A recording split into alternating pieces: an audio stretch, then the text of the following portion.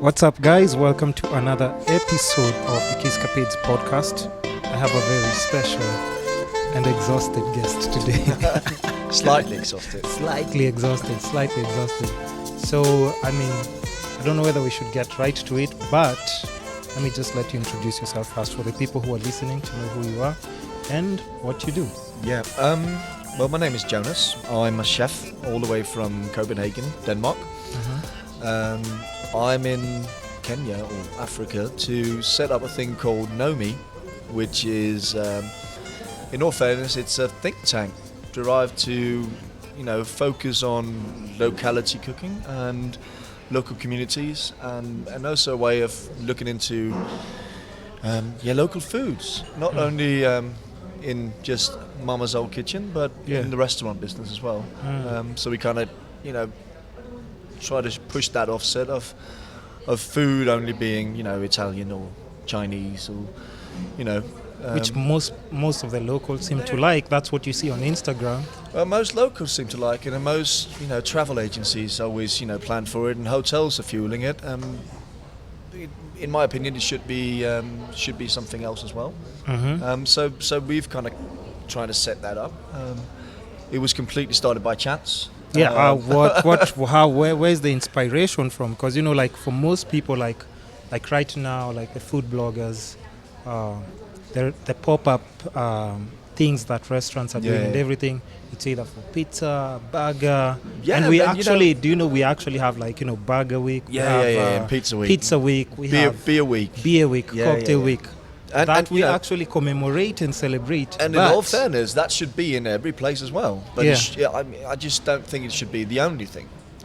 So, especially excluding all the other things that you do eat on a regular. But I mean, I came down here on a holiday back in January, so it's only been like 6 months or 7 months, and just traveling around with my family and being a chef, I kind of dive into food and cultures and everything else. I kind of think that you shouldn't travel with closed doors. You should go and meet whoever you're meeting, and see the environment.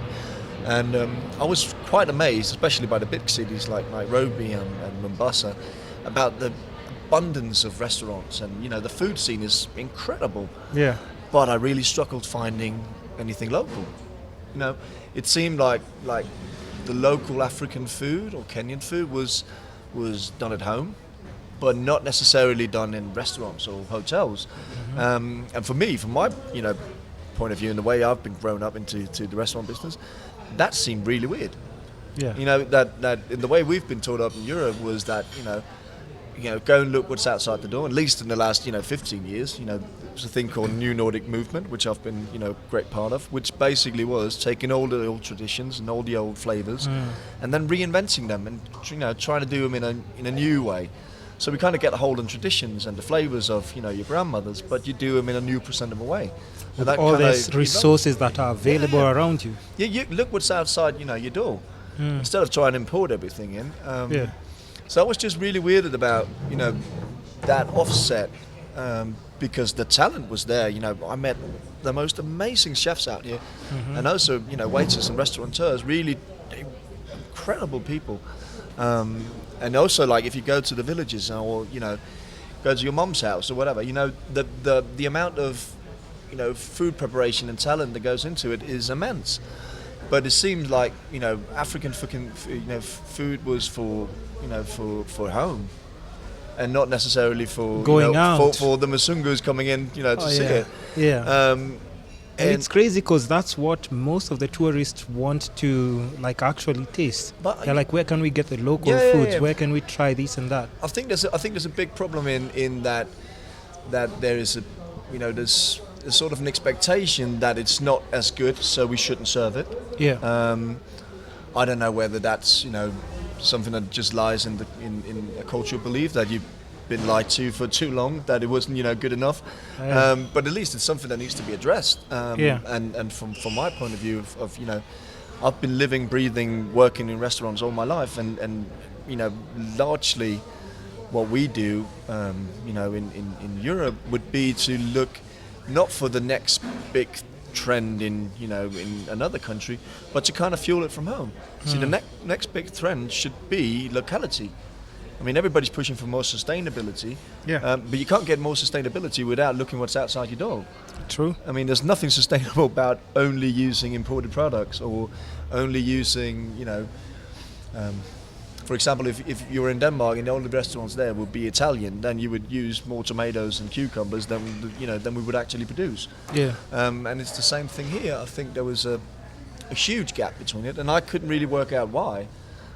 So I have a good friend called Ephraim who lives here in Nairobi, and I called him up while I was on holiday and said, I need to meet some chefs. I need to talk to somebody because I just couldn't work out why. Yeah. So we ended up inviting 10, 15 people up to a house. We just Airbnb'd this house in Lake Naivasha. Didn't really check it out. Turned out to be a humongous palace, way too big for us. So it kind of worked out, inviting, loads of chefs from Nairobi. And everybody can actually just feel... and we just ended up having the most perfect night of talking food and politics and drinking wine and addressing all the things that I found was weird and needed answers for. And I just kept asking questions about why as a chef would you not try to push for local, for your your foods. Where was it, and every single time we addressed it came up with the same answers, like but I find French food more exciting. I find Italian food more exciting, and it kind of seemed like that the people that should be pushing for that that awareness didn't really do it. They're actually not excited about it. No, they weren't excited about it. They love going home to mama. Of course, but there was nobody like reinventing it or pushing the envelope. Of course, as you dip into it, you see there's a lot of restaurants doing small stuff and interchanging. Of course, it is a thing that's on everybody's mind, sustainability and locality, but it's such a small amount that keeps coming in. So I like that they're doing it, but it should be done more.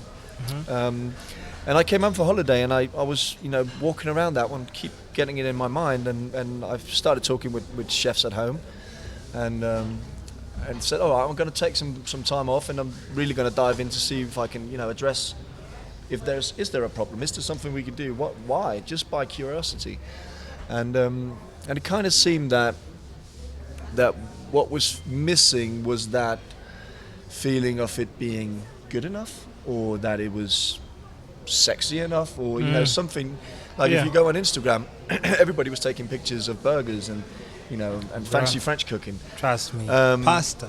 And I said, well, I want to go down there and try to see if I can help do that, because not only can African food be as sexy as French cooking, the abundance of flavors and the traditions that have been incorporated, especially into things like Kenyan cooking, is so immense. But somebody somewhere along the line has told a story that it wasn't as good.